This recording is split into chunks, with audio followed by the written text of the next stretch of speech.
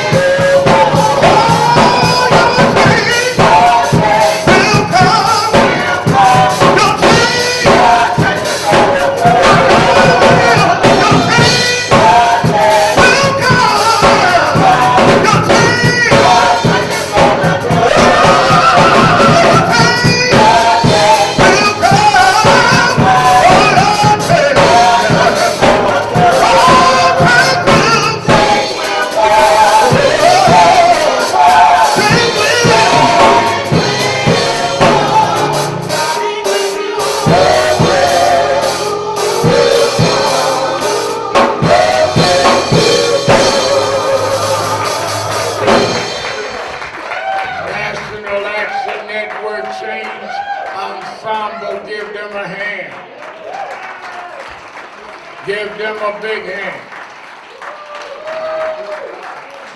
Certainly we're happy to be with you another Saturday morning for the Saturday Action Rally.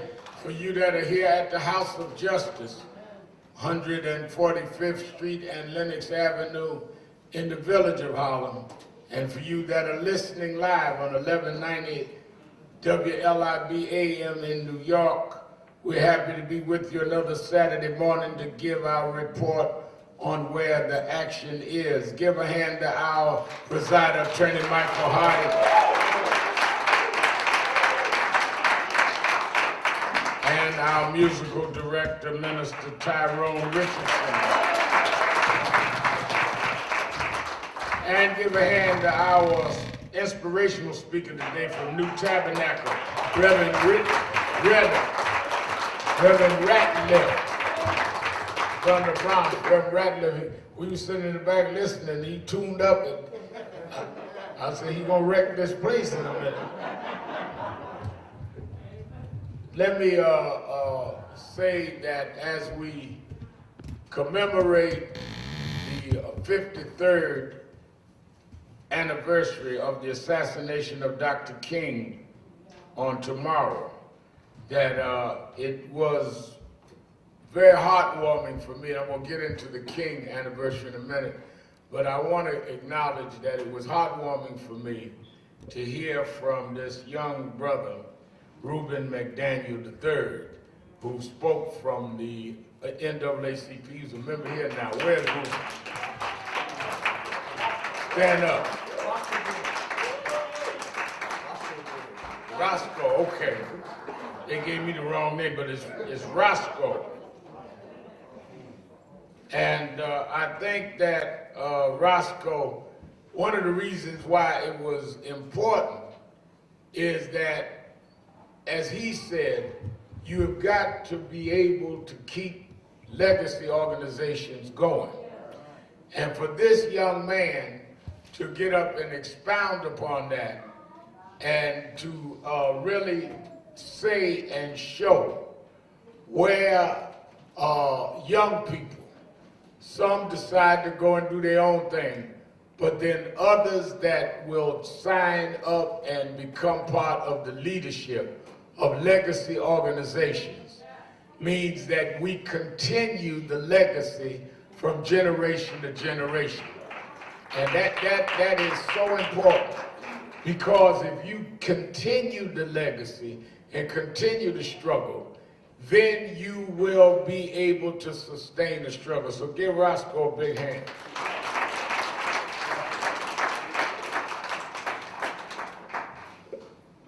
Now, I also want to acknowledge that in that struggle, you learn from those ahead of you. You know, in the church world, we have the people that form new churches, and then we have what we call traditional churches. And some that innovate new are good, some that are traditional is good, but there's something about people that stand the test of time that we should not take for granted. That's why when we started National Action Network 30 years ago in March, and our anniversary is in March. We have our national convention on the 14th. Let's welcome watching us all over the world, our Impact Television audience.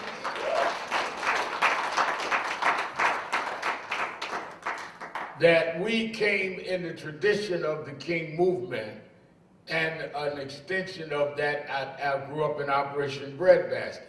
I always want to be clear, we were legacy, as he laid out the NAACP's legacy, Urban League, National Council of Negro Women. Some groups start and stop, and others last over the decades. And that's something I think is important.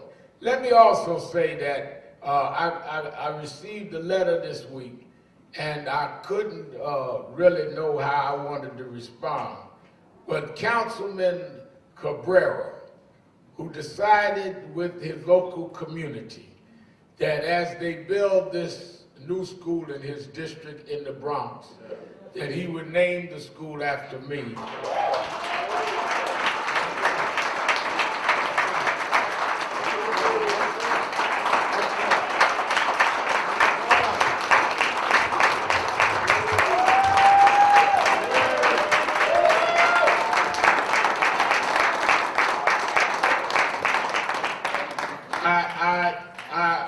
I told him, I said, well, I don't even know how to begin to respond. Because most folks have to die to get something named after them. And then the two things that I want to say, one, I'm not dead. And second, that it is interesting to me that he has done and stood up, and no black elected official stood up and did that. But he told me, he said, Reverend, I met you when I was in my 20s at a flea market. He said, and I watched that when Latinos and blacks suffered, you were there. I went to jail 90 days for Vieques. And you know, if you do your work, Roscoe, if you do your work, then the rocks will cry. You don't know who's going to stand up for you. So I want to thank him so that one day my grandson can go to the Reverend Al Sharpton. Give him a big hand.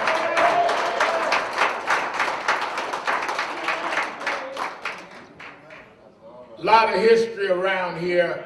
And when I look around and see all of the foot soldiers that are here, that have made history happen, it's good to know that it is recognized and that it is appreciated. And I look, you know, I tease Attorney Hardy all the time, but there would not have been a civil rights movement in the tradition of Dr. King in the North if it wasn't for Michael Hardy.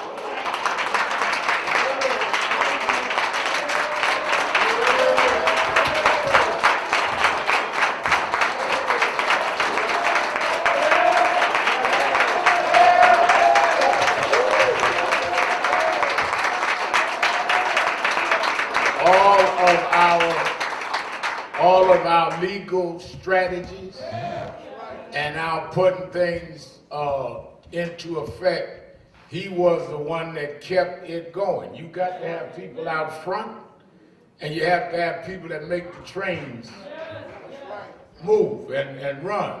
And he's done that.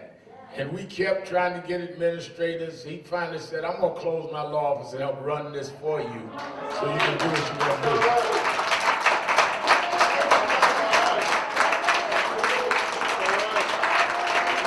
And we need to appreciate those that fight.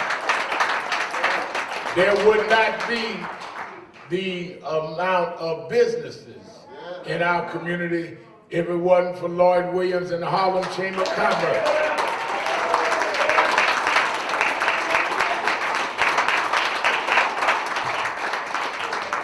Lloyd Williams, who was the godson of Malcolm X, he grew up under Malcolm, but didn't let it go, talking about legacy, and became a mentee of Percy Ellis Sutton.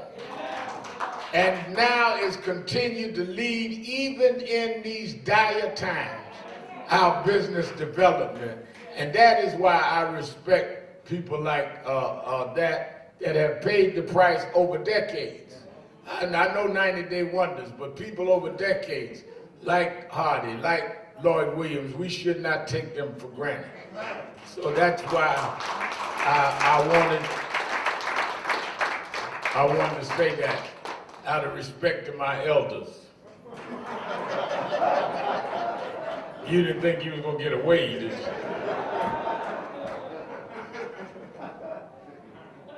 Let me say, as we deal with the 53rd anniversary tomorrow of Dr. King's assassination, tonight on my Politics Nation MSNBC show, I'm gonna have Martin Luther King III on to talk about how he feels 53 years after where we are.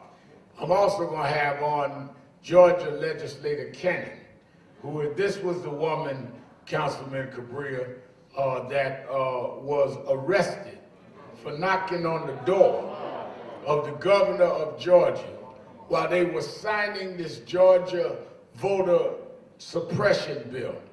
All white men in the room under a portrait of a plantation. And she knocked on the door and they arrested her, dragged her through the Georgia State House. She's elected to be in the House. Arrested her. She'll be on the show with me tonight, as well as the HUD secretary, former congresswoman, she's not secretary of HUD, Marsha Fudge will be on with me tonight. And in fact, I'm going to talk to HUD secretary about the Bronx, since we got a school up there now. And I didn't mention that Cabrera, because we're non-political here, so I didn't bring up he's also running for borough president of Bronx. I didn't even bring that up. So anybody asks you, did I say he was running for Bronx borough president, say I did not say. I didn't bring up he's running for Bronx borough president, because we don't get into all of that.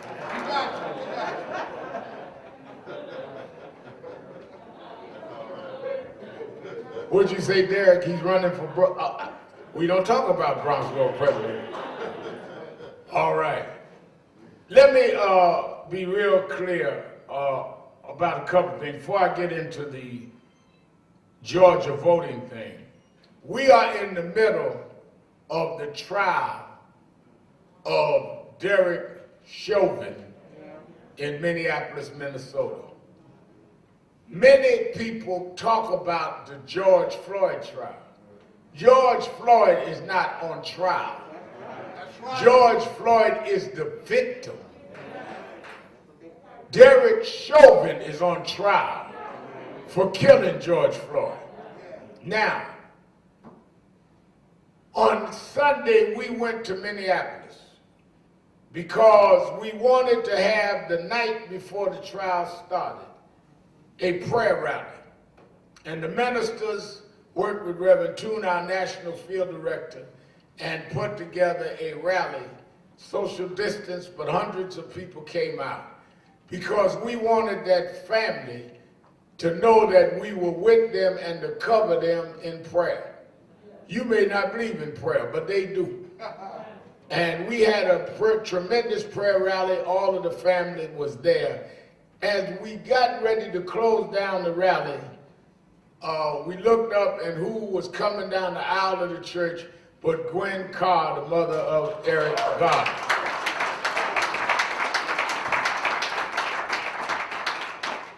And Gwen Carr and Minister Floyd, who comes out of Nan, flew out there on their own to be with the family during this week. Let me tell you, the next day when we went to the courthouse, one of the things that I think people don't understand is that we look at this as an issue. They look at it as their brother, their uncle, their cousin.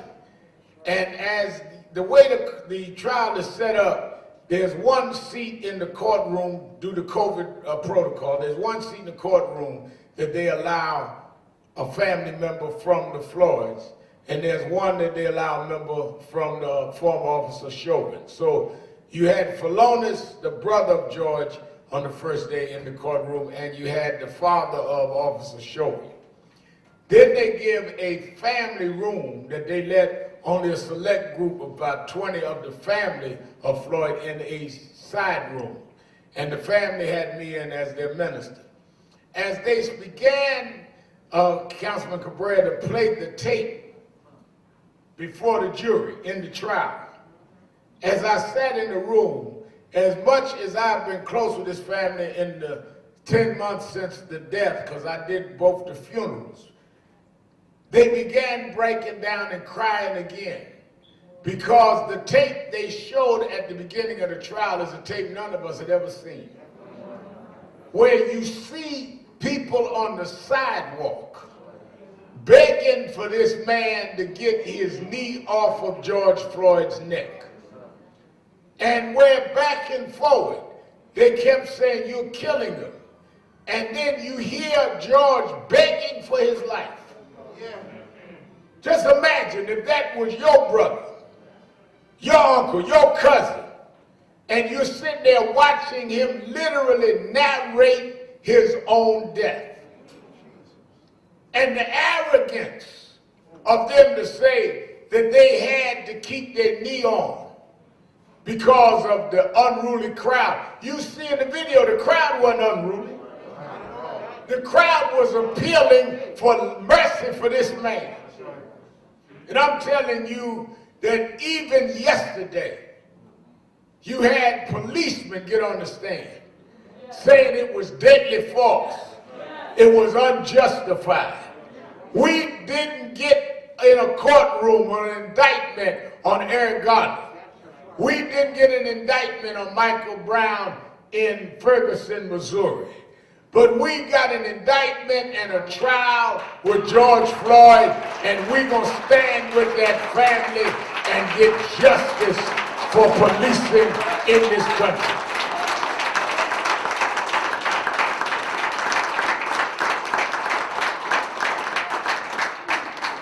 That's why the Bible said the race isn't given to the swift, nor to the strong, but to those that can endure. 30 years ago, 1991, there was a tape of Rodney King being beaten by police in L.A.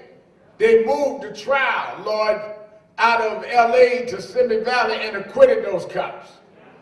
But we kept marching and brought the feds in. Then, as I said, we had Sean Bell acquitted, Eric Garner. You keep going. Many people give up. But I want to be there the day that they come with the verdict and begin to start turning around police brutality. I don't believe God brought us this far to leave us now. And this is not anti-police. This is anti-bad police. That's why it's a good thing that policemen got on the stand and testified against Chauvin. So all of them talk about we don't like cops, we hate cops. How do you explain now the supervisor got on the stand and said this is wrong? Now, what it becomes interesting, I want y'all to get this at home real carefully. Chauvin is charged with murder 3, murder 2, and manslaughter. Now, murder 3 means that you intended to do harm to someone and that it may have led to death. You didn't intend to kill, but you intended to do harm. That's all you got to prove there. Murder 2 is that you did harm, whether you intended or not, and it caused death. Doesn't need to prove intent. Same with manslaughter. So all of these that are running around have not read the charges. That they don't have to prove he was sitting somewhere plotting this. If he caused the death by his action, which is clearly on videotape, that is enough for them to convict him of one of the 3 charges. All of them carry time in jail. Now, it will send a message. People keep asking me, how are we going to stop police from doing this? The way you're going to stop police from doing this is when police start seeing that they will pay a price, just like criminals in our community. We don't want anybody above the law. If you break the law, whether you in blue jeans or blue uniform, you must be held accountable. What gives cops a bad name is not protesters, it's bad cops. So we're going to stand with the Floyd family. Gwen and I going back out there this week. We said we coming every week until this trial is over. Now, on April 14th through the 17th will be National Action Network's National Convention here in New York. Because of limited seating, it's going to be virtual. Only certain of our chapter leaders and leadership in New York can attend. And we want you all to know 13 members of the President Biden's cabinet have already confirmed to speak at the convention virtually. Secretary of Treasury, Secretary of Commerce, Secretary of HUD, Secretary of Education, all of the Secretary of Transportation, all of them will be speaking throughout the convention virtually. And we will be having our civil rights leaders and our faith leaders, our entertainers, many of them weighing in. You can watch all 4 days at www.nationalactionnetwork.net. All 4 days. We had about 10,000 people last convention. We got more than that watching virtually. Don't miss a session. And you can go in the chat room and send in questions, but you should watch this. There's no convention like National Action Network's convention. And the Floyd family will be on from Minneapolis. So we want you to be part of making change. People ask me all the time in the last couple of weeks, am I afraid of what will happen if the verdict comes back bad? I told them, first of all, I don't predict anything bad. And second of all, we don't condone anything bad. I'm more afraid that if it comes back good, that we go to sleep and not push to get the laws changed. What I don't want to see is that they find him guilty and people think, oh, that's it, and we don't need to get the George Floyd bill passed in the U.S. Senate. We need to keep fighting even if we get the verdict that many of us are praying for. That does not change the law. Now, New York City did something this week that's interesting. They dealt with qualified immunity. Qualified immunity came out of our struggle. Qualified immunity is part of the George Floyd Justice and Policing Act to make it federal.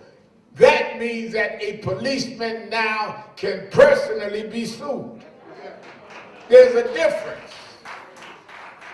If you leave at home in the morning and your wife say, now be careful how you treat folk. Don't pull your gun so quick because we could lose the house and the car. Lawsuits in the past, the city or the county pays off. Now in New York, and we want nationally, where police become liable for their actions. That's part of the George Floyd bill. Now, we've got two bills we've got to get passed. The George Floyd Justice in Policing Act and the John Lewis Voting Act.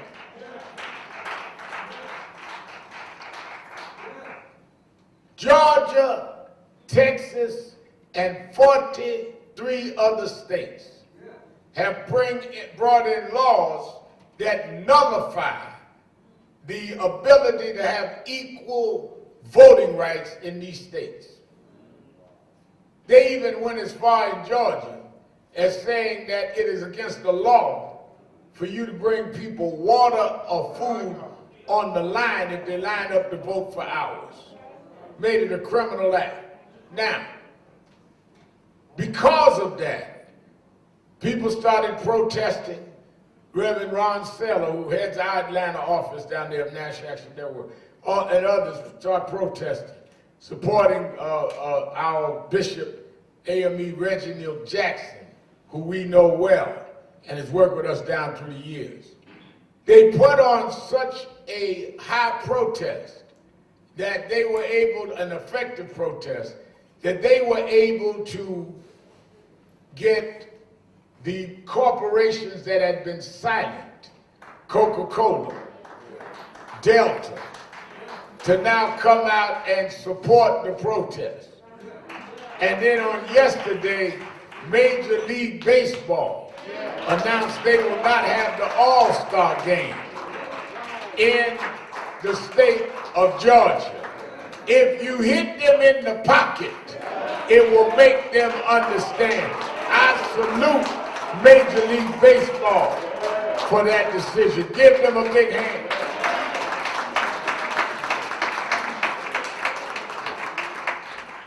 Now you got to understand the context of what's going on with Georgia and Texas, which brings us right back into Dr. King. History is, when you go to 1863, Emancipation Proclamation, Lincoln signs slaves in the slave states are free. They had freed them to fight in the Civil War. Had they not fought in the Civil War, the Union would have probably lost the war. The Confederates would have won. Jefferson Davis would have been president, and we would have remained slaves. When 1863 happened and they freed it, it went into the 14th and 15th Amendment. Gave us full citizenship and gave you the right to vote. But by 1880s, there were several Supreme Court decisions leading into the 1896 Plessy versus Ferguson. But in the 1880s, there were 7 Supreme Court cases that reversed what had been done in the 14th and 15th Amendment. How did they reverse it, Rev. Mal? They reversed it because there was a case of discrimination in a certain state that went all the way up to the Supreme Court, and the Supreme Court decided that the federal government could not enforce laws of discrimination. It would be decided by the state. Am I right, Attorney Hardy?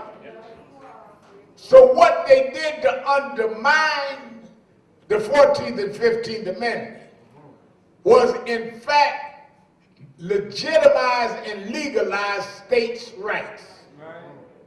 1880, states' rights, which meant that, yeah, you got the right here to not discriminate, but if a state says that it's all right to make you sit in the back of the bus, we ain't got nothing to do with that, that's up to the state.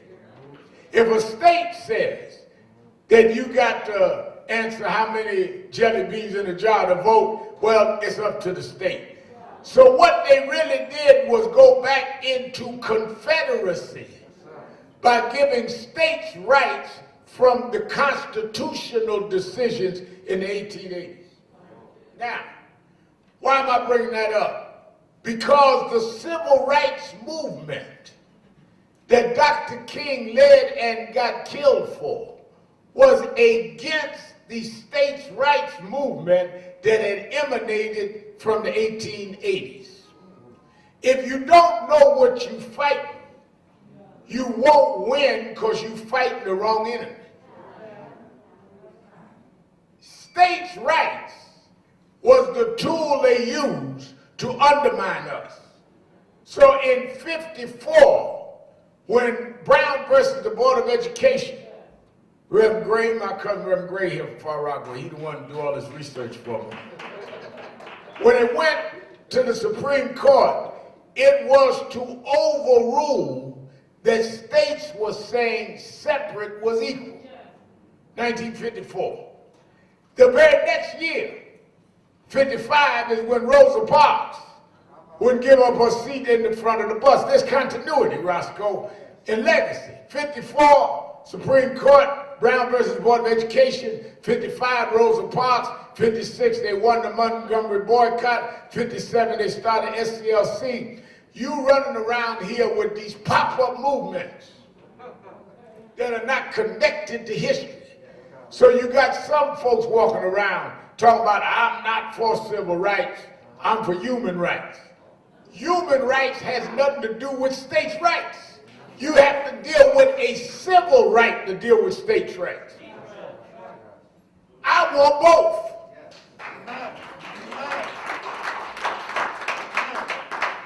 You ain't got to choose between human rights and civil rights. You're born a human. You should get all your human rights. But if you're not born here, you're not a citizen. You don't have civil rights. Somebody landing at JFK Airport right now. They got the human rights. They don't have no civil rights. We were born here or been here long enough to be citizens. We want our civil rights and our human rights.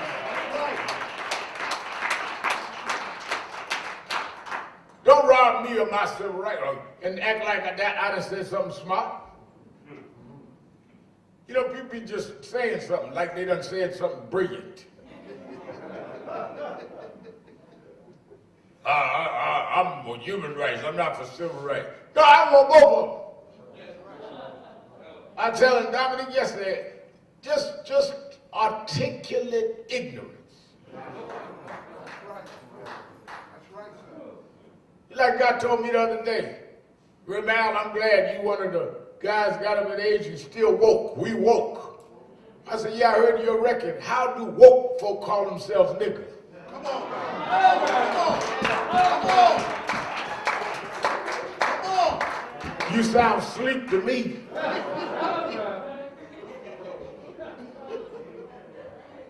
I mean, if you woke, how you call yourself an N-word? How you call your mama a B? You ain't woke enough yet. I want a rapper to make a song. Woke folk don't call themselves the N-word. Woke folk don't allow themselves to be called the N-word. Woke folk don't get entertained snatching weaves out of folks' head on television, calling that black culture. That's right. That's folks still sleeping, yawning, wallowing in decadence, articulate ignorance. You know, you can make ignorance sound good. Because a lot of us just go by the rhythm of the speech and don't listen to the words. I told y'all a few weeks ago, Councilman Cabrera, you know, he a preacher too. I never get a preacher was preaching in Chicago. I was there. And he was going and just had the audience going to town, and when Ratliff, you know, how you could just run out. And he was in his hoop. And Jesus and Lord said, and everybody was with him. And he ran out of what to say. So rather than sit down He just starts saying, and I went shopping. I went to Montgomery Ward, first floor, men's suits, second floor, lingerie, third floor, and the people up there, yeah, because they ain't listening to nothing. They in the rhythm, articulate ignorance. Don't be hollering at me. Say something to me. And some of y'all just get caught up in the ignorance. Yeah. Rather than stop and say, wait a minute now, what are you saying? So what Dr. King had to do was deal with the states' rights. Alabama had transportation laws. Under those laws, Rosa Parks was arrested for disobeying the state law of not sitting in the back of the bus. They boycotted, just like they boycott in Georgia now about the election laws. They boycotted, said it was better to walk in dignity than ride in shame. And for 360 some odd days, they walked in Montgomery. You can't even take yourself off social media, let alone walk to work. You can't get off of Facebook calling yourself an activist. And these people walked for a year, through the spring, through the summer, and through the winter. They kept walking. And they broke the back of Alabama and changed the state law. But Dr. King said, that ain't enough. We got to break interstate travel. And young students, Roscoe, called the Freedom Riders, started riding between the states. Some were beaten, some were arrested, some were killed. And from 56 to 64, they kept fighting. And finally got the Federal Civil Rights Act of 1964.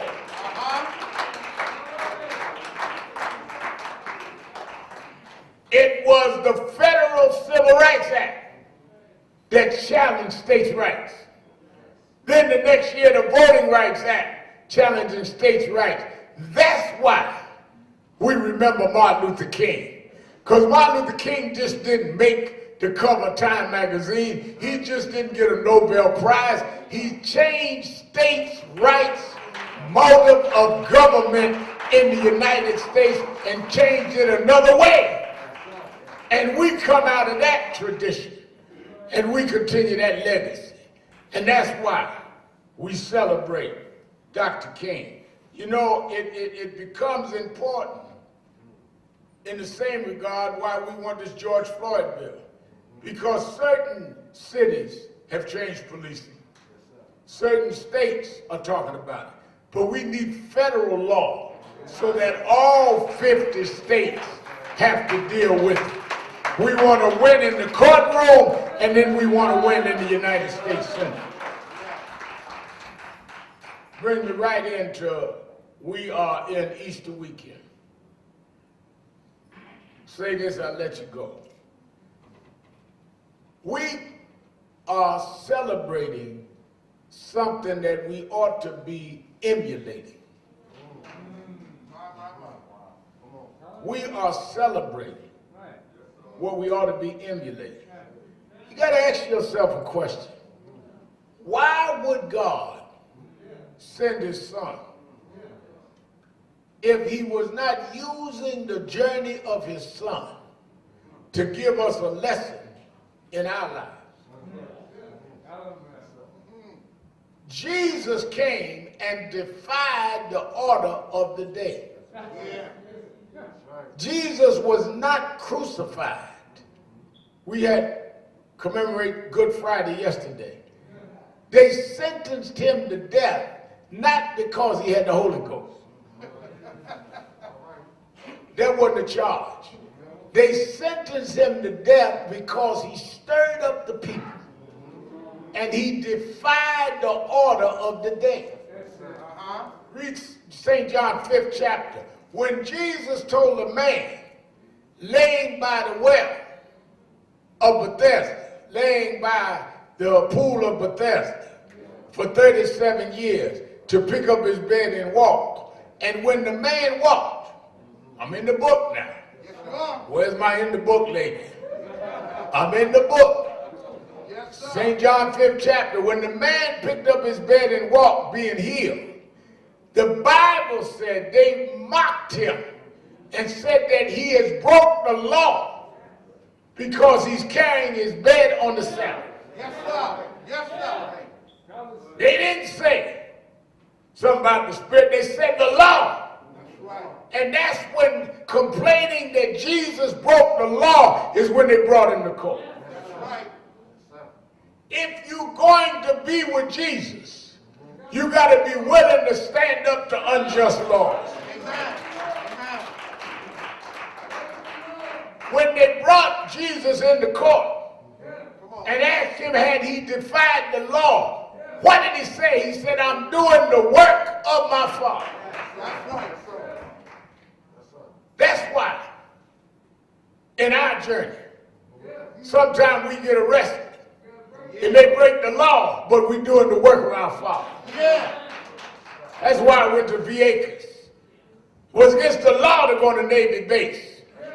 But them exercises was giving cancer to young children in the Puerto Rican community. I broke the law to do the work of my Father. Jesus went to the cross because he disobeyed the law. Well, they put him on the cross. I was talking, me and Reverend Councilman Cabrera talking about in the back. If you stand up, they're going to put you on the cross. What did Jesus say? If you will follow me, pick up your cross. Meaning you're going to have to bear a cross if you follow me. Too many of us wear a cross and don't want to bear a cross.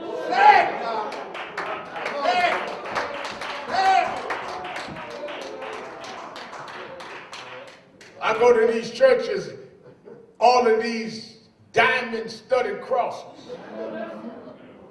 Bigger the title, the bigger the cross. All kind of rubies and pearls and diamonds in the cross, and they don't bear no cross. That's right. People homeless, they don't bring them into church.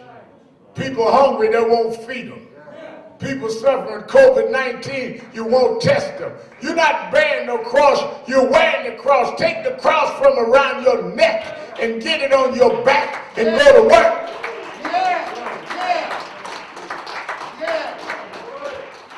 If you will follow Jesus, you got to bear a cross. And you're going to be brought down to your lowest denominator, even Jesus on the cross. That's why I'm telling you, you got to study the journey.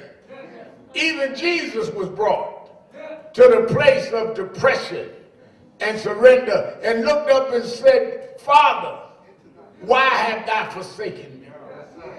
Meaning that even when you feel depressed, when you feel that God isn't on your side, you feeling what Jesus felt. But before he gave up, he said, unto thy hands I commend my spirit. The story of Easter is the story of those of us that are active, that will stand up against what's wrong, that will stand up though we're going to be mocked and criticized, that's going to stand up to where we're ready to give out. And it is where you give out that you meet God. They said that they took him down and put him in a bar tomb. They didn't even have, he's the Son of God, 12 disciples, they didn't even have a tomb for him. They had to borrow Joseph's tomb, laid him in a tomb for 3 long days. But early Sunday morning, tomorrow morning, is when Mary and them went to the tomb. Because they kept going, saying, is he going to rise? And when they got there, the slab he was laying on was empty. And it reminds me hardly of times in all of our lives where God delivered us. And folk will come to look for you and you ain't there no more. They wonder how I went from being this to being that, because I believe in a God of a resurrection. I grew up on welfare, but I'm not on the welfare line no more. I got up from there. I grew up with food stamps, but now I can pay for my food. I got up and rose up. Don't you hang out in the tomb.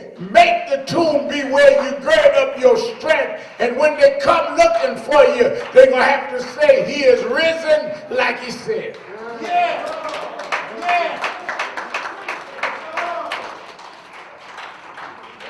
Folk be talking about, well, you know, I like Reverend Al, got a little influence now, but I remember him back in the 80s. Well, you still in the tomb. I ain't in the tomb no more. I don't know why you wasting your time walking around my empty tomb. I got up. I went down to get up. God can't rise you up unless he lets you lay down. Sometimes God will bring you down so he can bring you up.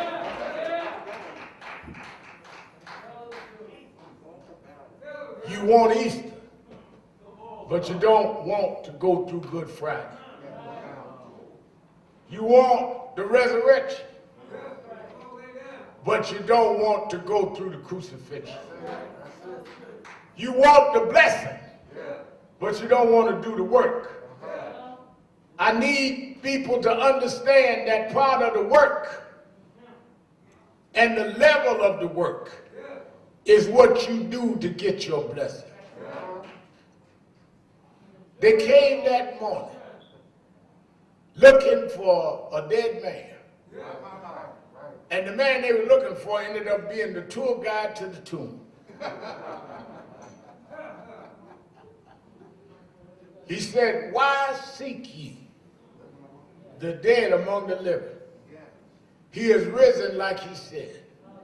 But then I want you to get this and I'll let you go. He then instructed them when they figured out it was Jesus.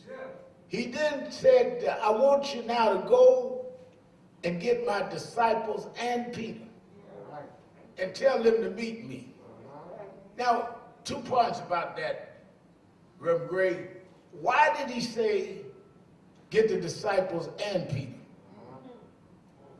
Well, the reason why he singled out Peter is the last time we saw Peter. That's right. Jesus had told Peter at the Last Supper, you're going to deny me.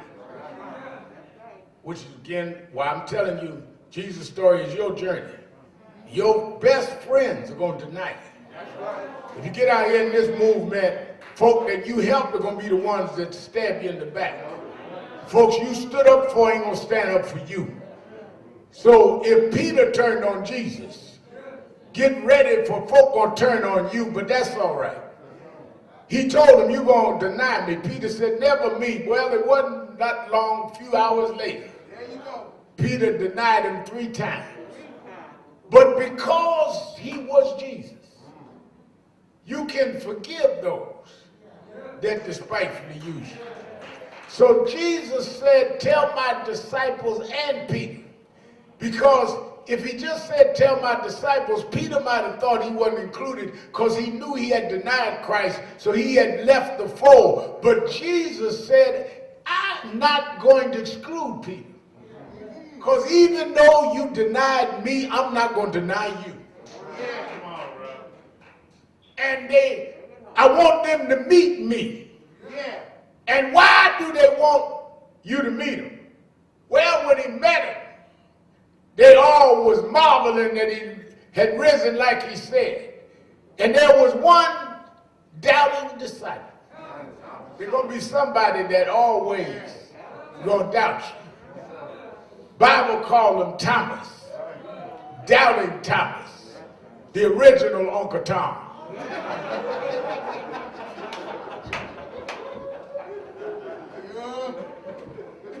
In the shopted version of the Bible, it was Uncle Doubting Tom. I just cut Thomas short. Because that's all that Uncle Tom is somebody that doubts what God could do. If you knew that God would make a way, you wouldn't be buck dancing and selling out, but you're doubting Thomas. That's what makes you an Uncle Tom. And Thomas said, let me see the scars. And that's why I like to come and tell you every Saturday that I know he lives. Because I can show you the scars in our hand. I can show you how he brought us from the back of the bus to the front of the White House. You don't think we can rise up? Just think about in one lifetime. We went from having a drink at the White Water Fountain to where we sat down as the President of the United States and they had to serve us as heads of states. He rose. He rose. He got up and conquered and showed the scars in his hand. That's why this movement has always been a spiritual movement. A movement that no matter how far down they bring us, we can rise anyhow.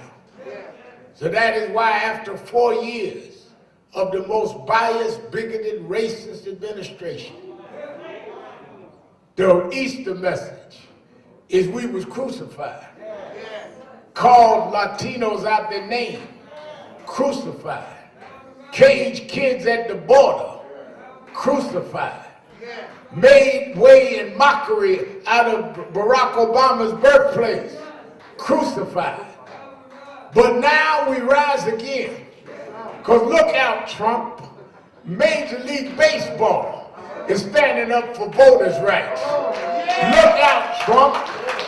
Policemen are on trial, and the main witnesses is testifying against them. Look at the scars, Trump. Many of your biggest supporters are now under question themselves. We shall rise again. Up, you mighty race. We ain't gonna stay in the tomb for long. Up, you mighty race. We can if we will, because he lives. I had some dark nights, but I can face tomorrow because he lives. All fear is gone. I know he lives, because he lives in my soul. Get up, black man. Get the sleep out your eye. Get up, black woman. Don't let them call you out your name. It's time to rise, never to fall again. We will. God is on our side. God will make a way out of no way. He walks with me. He talks with me. He tells me that I'm his own.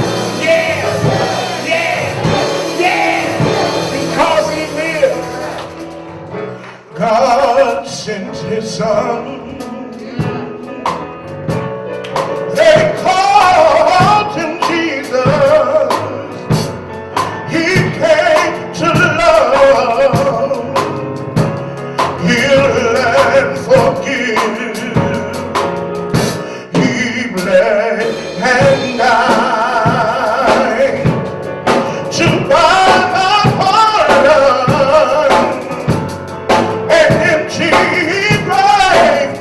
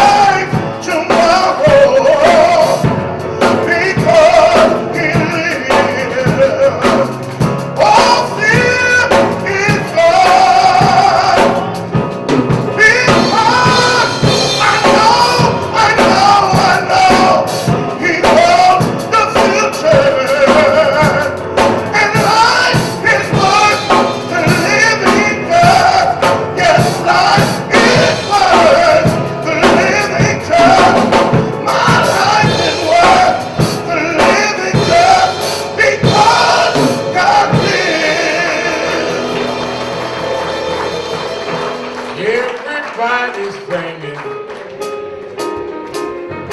Everybody's singing. Everybody's singing.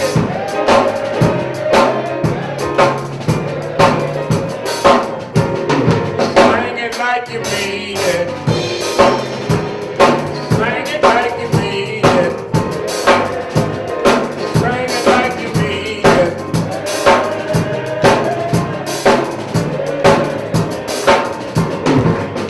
Open the doors of the movement. There may be someone here that never joined National Action Network. You hear us on the radio, you see some of our activities on television, but you never became a member of the organization.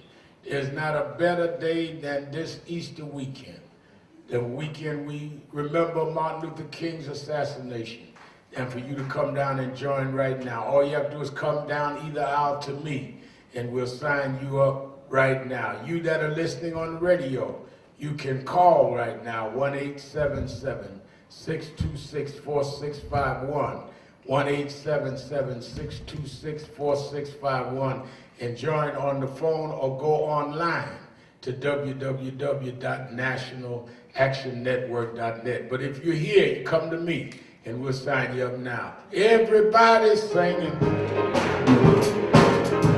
Everybody's singing.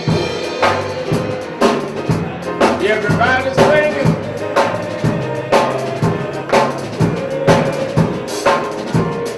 Sing it like you mean it. Sing it like you mean it. Sing it like you mean it.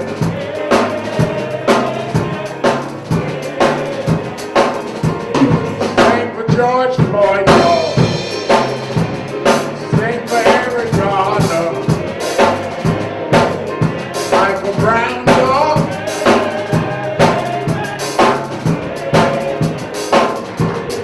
One last time, dog. Everybody sing. Everybody singing.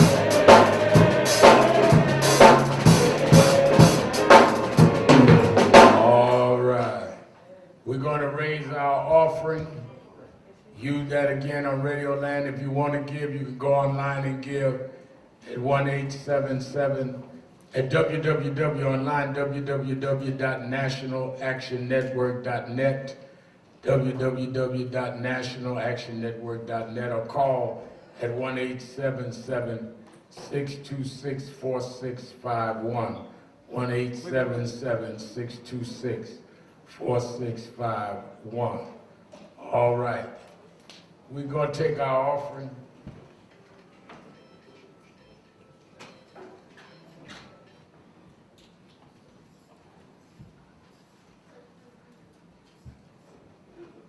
I want everybody to give. Give another hand, Councilman Cabrera with us. His announcement. I know he can't stay all day, but we're going to let him slip out. Derek, he stayed for the rally and made his announcement. We're grateful. And we're grateful to have him with us and his staff. I'm trying to see us on his staff members' mask says Fernando Cabrera for Bronxboro president. Oh, I was just trying to read. I didn't.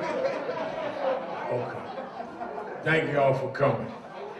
All right, we're gonna raise our offering. Yeah. I just couldn't see, I have my glasses on, I just see good. All right, give him a hand as he leaves.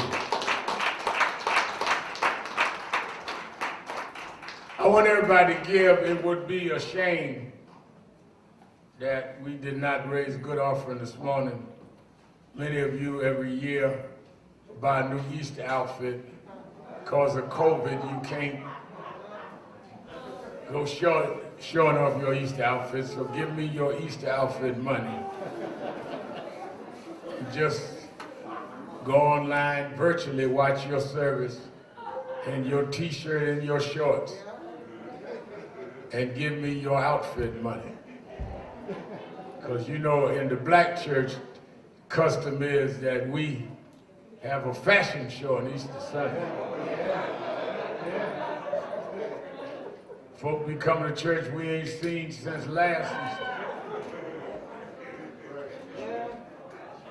Then we got some CME members, Christmas, Mother's Day, and Easter.